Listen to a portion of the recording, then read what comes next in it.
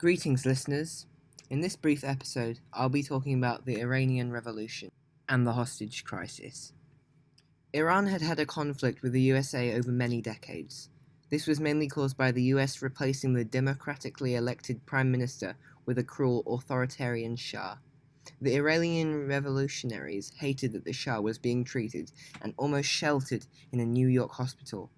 As a result, the Iranian hostage crisis began. 66 people from the US Embassy in Tehran were held as hostages, while Ayatollah ordered the release of 13 hostages, and one hostage was released on medical grounds over the hostage crisis. No hostages were killed, but some were beaten with rubber hoses or hung over elevator shafts, while others were victims of mock executions.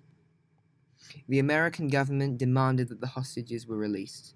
The Iranians wanted the Shah to be sent to them in return, but the US refused and froze Iranian assets held in US banks, but Iran did not change their mind.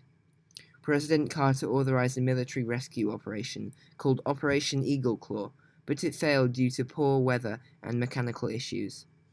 This resulted in shame brought on President Carter, and Ronald Reagan won a landslide victory in the next presidential elections.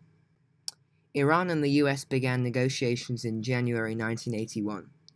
If the US lifted the embargo, Iran would release the hostages, and they were freed after 444 days on January the 20th, 1981.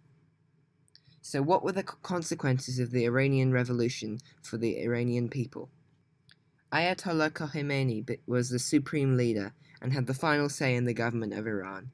There were new laws based on the Quran, including Islamification of education, changes to women's rights, and banning of alcohol and Western culture. What were the consequences of the Iranian Revolution to the US and President Carter?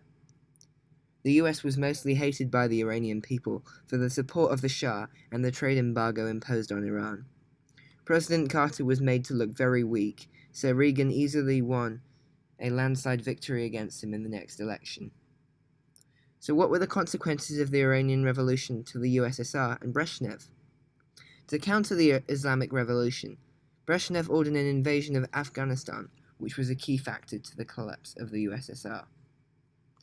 What were the consequences of the Iranian Revolution to Iraq and Saddam Hussein?